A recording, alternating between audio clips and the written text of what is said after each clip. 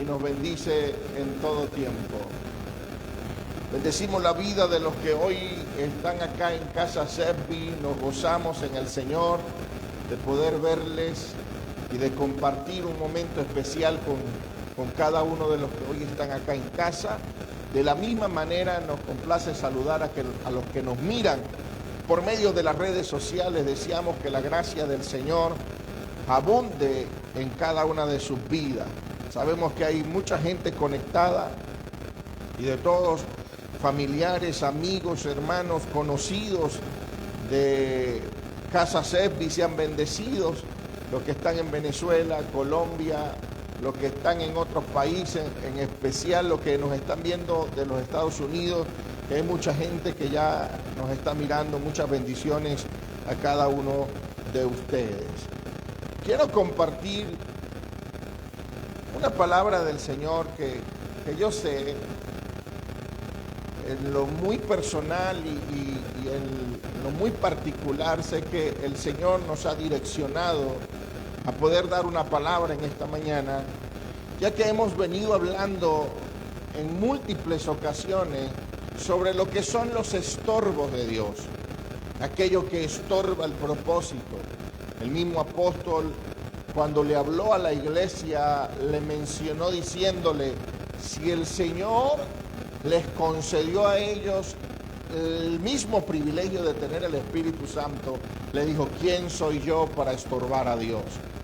Entonces, hemos hablado de lo que son los estorbos doctrinales, los estorbos culturales, estorbos ideológicos y cantidades de estorbos que evitan que la gracia y la manifestación del Señor esté en plenitud en la vida. Y a veces nuestros propios pensamientos terminan estorbándonos a que el Señor obre de una manera, por causa de que nosotros pensamos de que Dios obra así o obra de esta manera, y cuando hay una manifestación o una obra diferente de parte de Dios sobre la vida de alguien, entonces a partir de ese momento determinamos que Dios no está en el asunto. Y no es así. Dios obra como Él quiere, con quien Él quiere y donde Él quiere. Dios se manifiesta por animales, aunque no lo creamos. La burra de Balaán iba de camino y Balaán iba con un pensamiento totalmente contrario al propósito. Y en un momento determinado, después que le había golpeado al pobre animal, después que le había hecho cantidad de cosas a la burra, se levantó y le dijo: hombre, te he salvado 3 veces la vida y tú solamente me pagas con maltrato. Entonces Dios permitió que un burro hablara. ¿Qué podríamos nosotros decir? Dios utilizó a un animal para manifestar su gracia y librar de que se perdiera el propósito en la vida de Balaam. De la misma manera, Dios puede utilizar cualquier medio o cualquier método para que su propósito pueda llegar a la plenitud o pueda llegar al lugar donde se necesita que llegue, con la persona que se necesita que sea utilizada. Y eso es lo difícil de este asunto, que a veces no entendemos el por qué Dios hace estas cosas, sino hasta lograr llegar a su final término. Cuando terminamos nuestra carrera o llegamos a lo último de nuestros días, nos damos cuenta, cuando miramos atrás, de todo lo que hizo y de todo lo que Dios ha estado haciendo. Y ahora yo quiero, quizás, con todo lo que le he dicho hasta ahora, ir pensando en que hay decisiones que estorban al propósito. Porque nosotros estamos llenos de deseos, de pensamientos, estamos llenos de cantidades de cosas en nuestra vida, que cuando decidimos por nosotros mismos, estorbamos el propósito de Dios. Y quiero leer parte de un capítulo de las Escrituras en el libro de Josué, capítulo 1, verso 1 en adelante, donde Dios marca el propósito en la vida de un hombre y le determina qué hacer para que el propósito llegue a felices términos. Mire cómo dice Josué capítulo 1, versículo 1, dice: aconteció después de la muerte de Moisés, siervo de Jehová, que Jehová habló a Josué, hijo de Nun, servidor de Moisés, diciendo: mi siervo Moisés ha muerto, ahora pues levántate y pasa este Jordán, tú y todo este pueblo, a la tierra que yo les doy a los hijos de Israel. Maravillosa promesa. Le dice: yo les doy una tierra nueva, yo les doy un lugar nuevo. Entonces dice: yo os he entregado, como lo había dicho a Moisés, todo lugar que pisare la planta de vuestros pies, desde el desierto y el Líbano hasta el gran río Éufrates, toda la tierra de los heteos hasta el gran mar donde se pone el sol, será vuestro territorio. Nadie, dice, nadie te podrá hacer frente en todos los días de tu vida. Mire lo maravilloso de este asunto: que el Señor declare algo sobre la vida de una persona y que eso se internalice de tal manera que uno pueda abrazar esa palabra y decir: Señor, tú me prometiste que nadie me puede hacer frente todos los días de mi vida. Todo el tiempo que yo pueda vivir sobre esta tierra, no habrá nadie que me haga frente. Esto es maravilloso. Para la vida de este hombre, podríamos nosotros decir que es algo poderoso. El motivo: este hombre estaba en un ambiente de pelea, de guerra, de lucha. Este hombre estaba en un ambiente en el que continuamente se levantaban gente a pelear en contra de la nación de Israel. Pero por este motivo recibe una palabra y le dice el Señor: nadie te va a hacer frente. Imagínense usted en este momento que el Señor venga y le diga: nunca va a faltar dinero en el banco, nunca va a faltar comida en tu alacena, nunca va a faltar los bienes económicos, los bienes que necesitas dentro del hogar, nunca va a faltar la medicina. Es más, nunca te vas a enfermar, nunca vas a pasar penuria. Eso debe ser algo maravilloso para una persona en este tiempo, porque no lo está declarando cualquier gente, no lo está diciendo cualquier persona, no lo está hablando un cualquiera, no, lo está diciendo el mismo Dios sobre la vida de un hombre. Y para esto Josué estaba recibiendo una palabra tan poderosa, tan maravillosa en su vida, que la tuvo que abrazar. Esto es glorioso. Y le dice el Señor: ok, todo esto lo vas a hacer tú, todo esto lo vas a tener tú.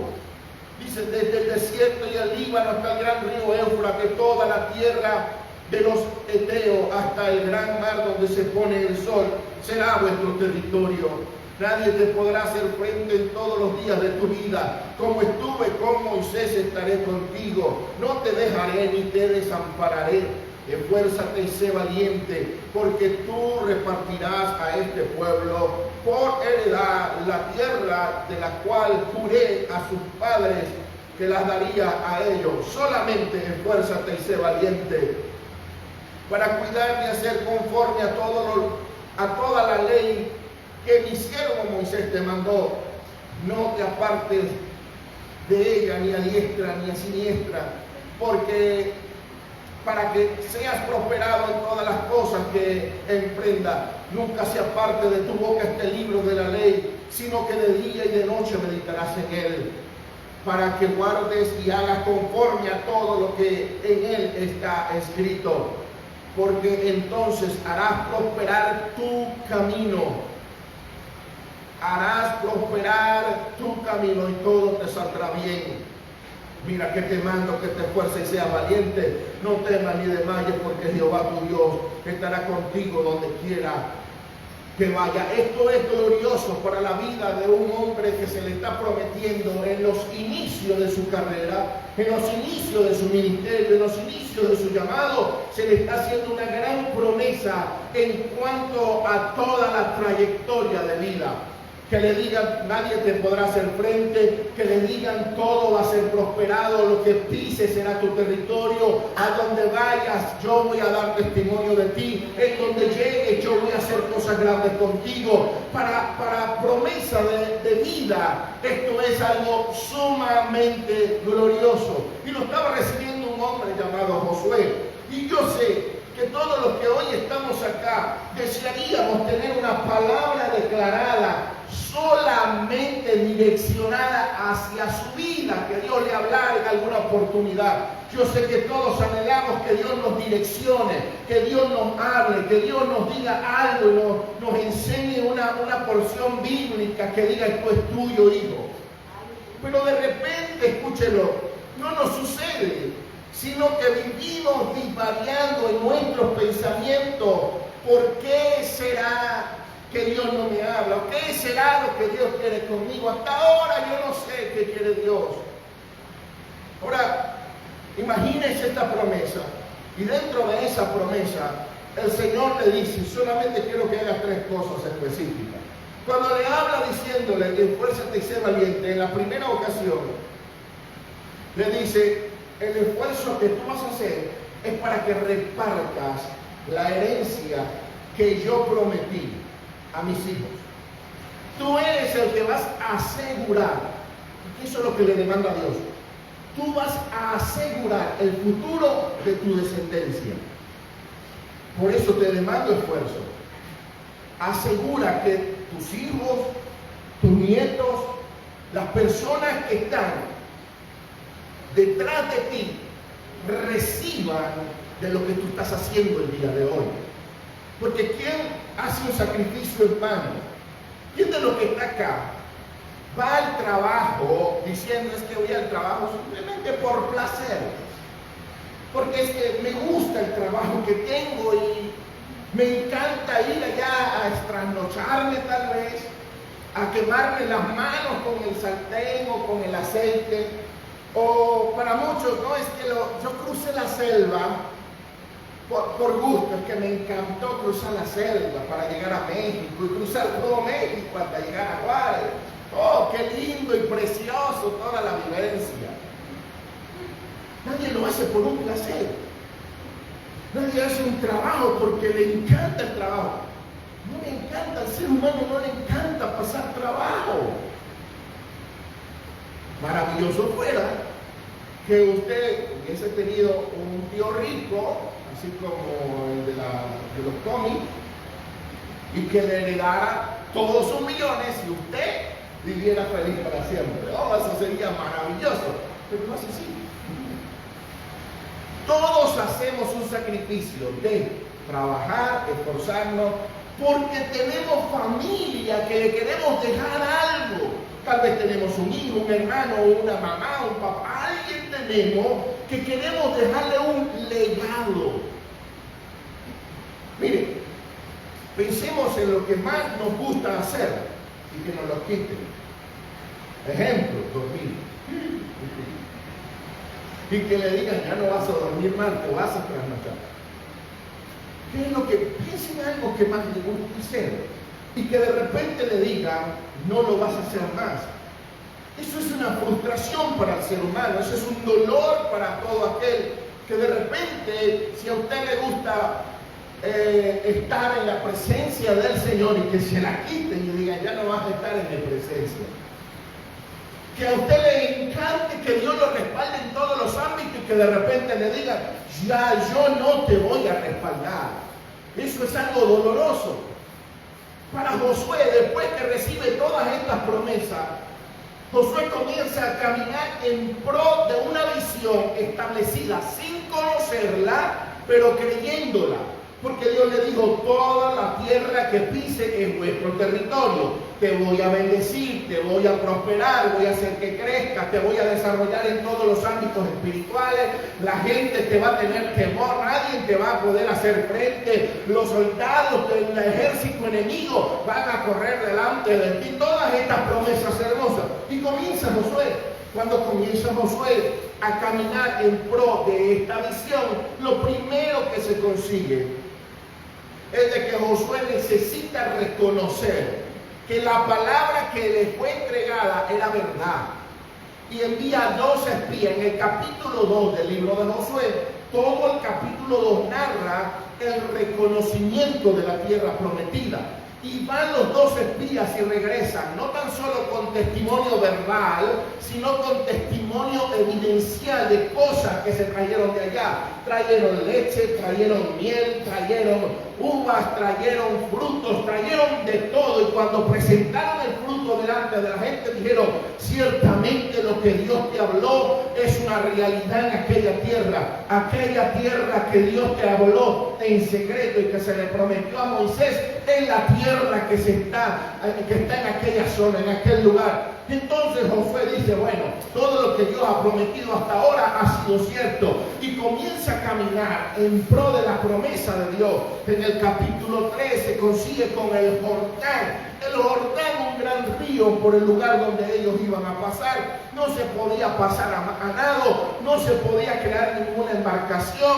Y Dios le dice: toma a los principales, toma a hombres que agarren el arca y caminen y toquen el río. Cuando tocan el río se seca instantáneamente y ellos comienzan a pasar viendo en una primera instancia los milagros de Dios manifestándose dentro de su vida y en el contorno del pueblo. El río se seca, ellos cruzan. En el capítulo 4 colocan 12 piedras en medio del río como testimonio de que Dios estaba con ellos. Y el río, cuando colocan las 12 piedras, cruzan el río, vuelve a agarrar sus cauces, se comienza a llenar nuevamente el río de agua, demostrando Dios que Él había protegido al pueblo, que había señal dentro del río y de que su mano iba a estar continuamente con él. En el capítulo 5 se presenta lo que es la circuncisión y la Pascua, la celebración de que Dios los había sacado victoriosos de una tierra en la cual ellos eran esclavos. En el mismo capítulo 5 hay una historia donde se presenta el príncipe de los ejércitos de Jehová, dándole a demostrar el Señor de que hasta el cielo estaba dispuesto a respaldar cualquier lucha, batalla o guerra que este hombre tenía. En el versículo 6 se consiguen contra una gran ciudad llamada Jericó. Y cuando Dios le da las órdenes a Josué sobre Jericó, le dice: esa ciudad te la entrego en tus manos. Pero Jericó no era una ciudad cualquiera, era una ciudad amurallada, era la primera batalla después del cruce del río, era el lugar donde se iba a confrontar una batalla del cielo con la gente de la tierra, porque Dios le dice: no va a ser la batalla tuya, te dije que te iba a respaldar. Jericó comienza tal vez a burlarse de aquel pueblo que llegó solamente para dar vueltas a una ciudad. Comenzó Dios a decirle: tú solo camina una vuelta por día sobre la ciudad.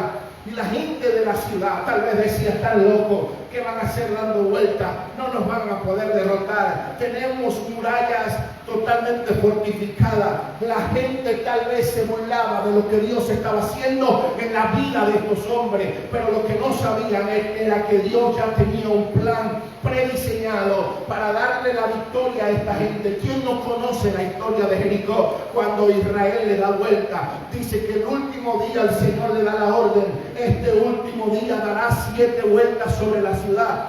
7 vueltas, y en el último toque, en la última vuelta, todos me van a alabar, todos me van a cantar, todos van a adorarme, todo instrumento musical tiene que sonar, todo va a comenzar a sonar a favor de mí y yo voy a hacer algo extraordinario. Y en ese momento comenzaron la gente a alabar y glorificar a Dios. Impresionante, la tierra tembló, las murallas cayeron, todo el cerco fortificado de una ciudad comenzó a caer a tierra. El pueblo comenzó a entrar, tomaron la ciudad, tomaron lo que Dios dijo que tomara, destruyeron lo que Dios dijo que destruyesen, pero hubo uno que desobedeció. Porque cuando entran, el Señor le dice: esa ciudad, yo me imagino, quizás para hablárselo en términos un poco más entendibles, yo me imagino que Dios le confrontó a Josué y le dijo: no tomes del anatema. Pero acá está simplemente superficial. Porque cuando Dios le dice, no tomes del anatema o no tomes de cosas que estén dentro de la ciudad, no vas a agarrar botín alguno, era porque toda la ciudad había blasfemado en contra de Dios. Durante 7 días quizás la ciudad maldecía al Señor. Una ciudad completamente apartada de lo que Dios había determinado. Y tal vez ese pueblo, esa gente, habían hecho todo lo contrario a la gracia, a la verdad, a la misericordia o a lo que Dios había establecido. Entonces un hombre llamado Acán mira algunos mantos babilónicos muy bonitos, mira algunas piezas de oro muy valiosas, mira algunos ganados, tal vez algunos animales algo obesos, y dice, esto debe tener una chuleta bien buena para meterla a asar ahí en el fogón. En sí, Acán hizo lo contrario a lo que Dios había determinado. Josué no sabía nada. Josué ni pendiente con lo que estaba pasando. Y después de Jericó venía el pueblo de Ai. Y en aquel pueblo Josué dice, son poca gente. Vamos a mandar pocos soldados, no necesitamos una gran cantidad de personas. Es un pueblo que no sabe pelear, es un pueblo que no tiene estrategia. Tal vez Josué pensó en tantas cosas en su pensamiento. Es más, Dios está conmigo, ¿quién contra mí?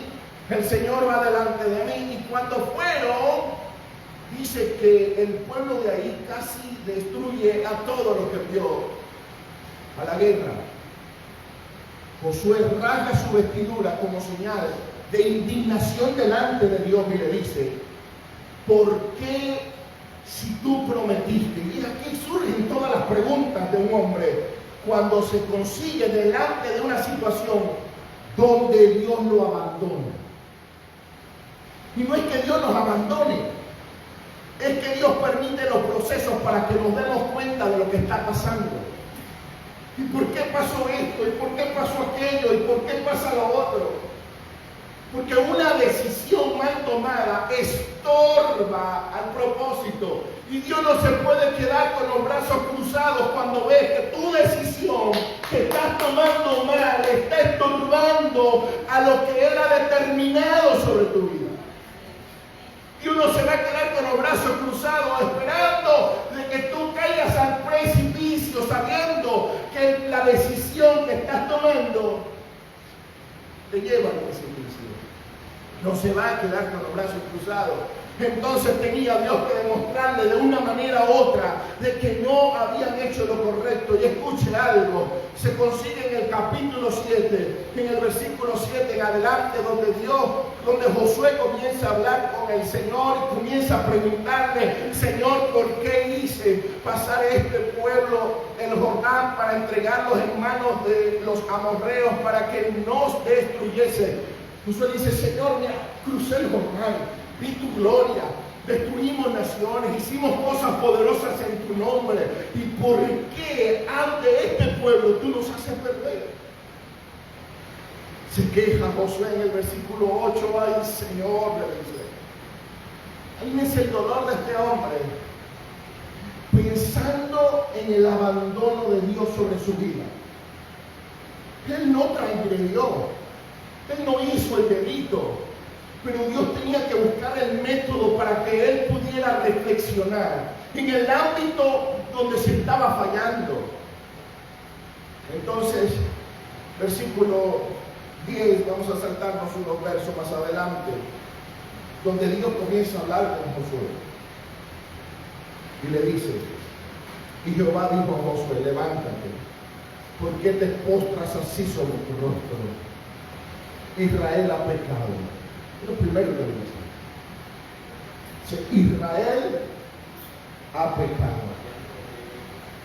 O sea, que todo lo que está sucediendo ahorita en la vida de este hombre era por causa de un pecado de un hombre dentro del pueblo. Ahora, yo quiero que enfaticemos algo muy particular. Porque para Dios, en los ámbitos escriturales, para Dios, pecado es pecado. No le ponga color, no le ponga tamaño, no le ponga magnitud. Sepa y entiéndase que para Dios una mentira es como que si usted hubiese asesinado a alguien. Así de sencillo es este asunto. El problema de este asunto es que cada uno de los pecados produce consecuencia. Por supuesto, la consecuencia de una mentira no es la misma consecuencia de un asesinato.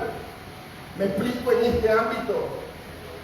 Para Dios cualquier pecado es pecado.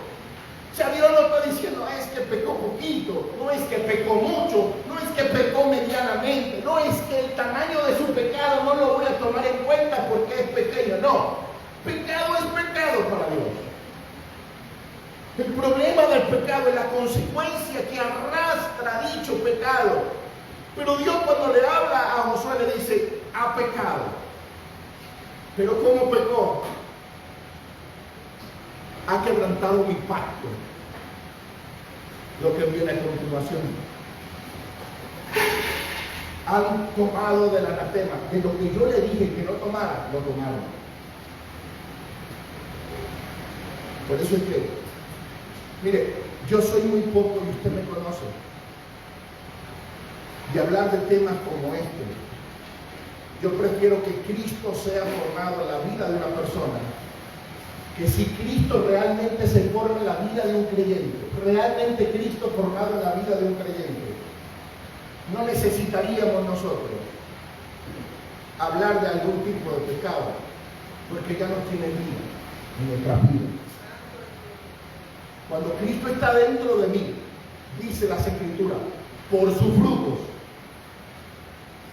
escúchelo, por su fruto los conoceréis. O sea que cuando Cristo me habita, el fruto que produzco, el fruto de Cristo, amor, paz, bondad, mansedumbre, paciencia, templanza, gozo, alegría, o sea, produzco lo que Dios necesita producir. Entonces, cuando esta gente le falla a Dios, Dios da una demostración de que se aparta. Porque en ningún momento el propósito se llega a su finalidad cuando la decisión no es correcta. Cuando el pecado está dentro.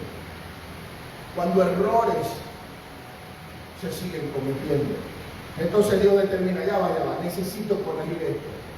Imagínese usted que su hijo llega con dos utensilios que usted no colocó en su lonchera, en su cartuchera, en su morral, en su bolso, llámele como le llame. Y usted le pregunte, ¿de quién es esto? Es que se los quité a un amigo, porque me gustaba. Un día escuché una historia.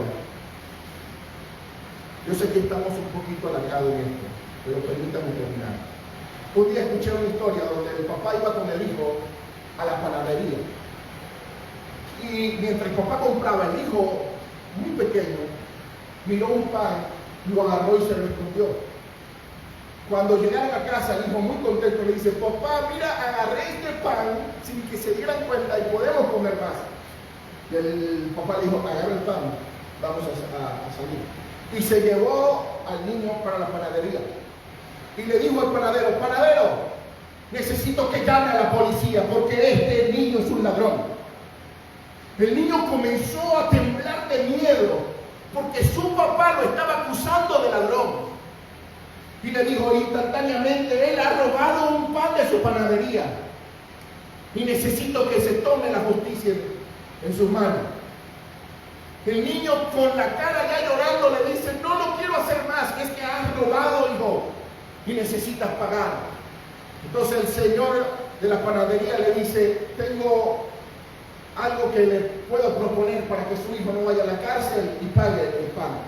Necesito que me lo traiga y trabaje acá dentro de la panadería, limpiando, haciendo cualquier cosa. Le dijo, papá, yo lo voy a hacer.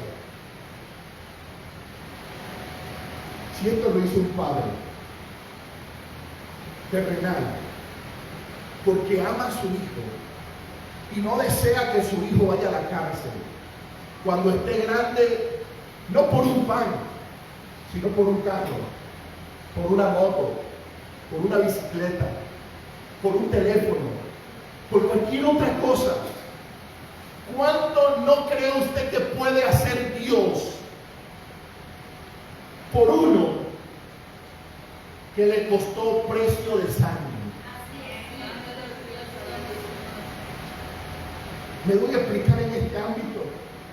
O sea, usted no fue comprado, o sea, usted no es hijo de Dios por serlo, nada más, porque le plació. Cristo murió en la cruz, derramó su sangre, dio su vida para determinar el día de hoy, llamarlo a usted, hijo mío. Usted es hijo, no porque sea bonito, alto, flaco, gordito, pequeño, no. Usted es hijo porque le plació al Señor llamarlo hijo, y como es hijo, Él va a hacer todo lo posible por intervenir en las decisiones que usted tome para comenzar a transformar el pecado que habita su vida, el pecado que comete su vida, el pecado que está en torno de su vida, para transformarlo a favor de su gracia. Él no va a permitir que te pierdas, Él no va a permitir que te lances por el precipicio, Él no va a permitir que te mueras porque tú lo deseas. Él va a hacer lo posible para que tú comiences a hacer lo correcto en las decisiones que tomas.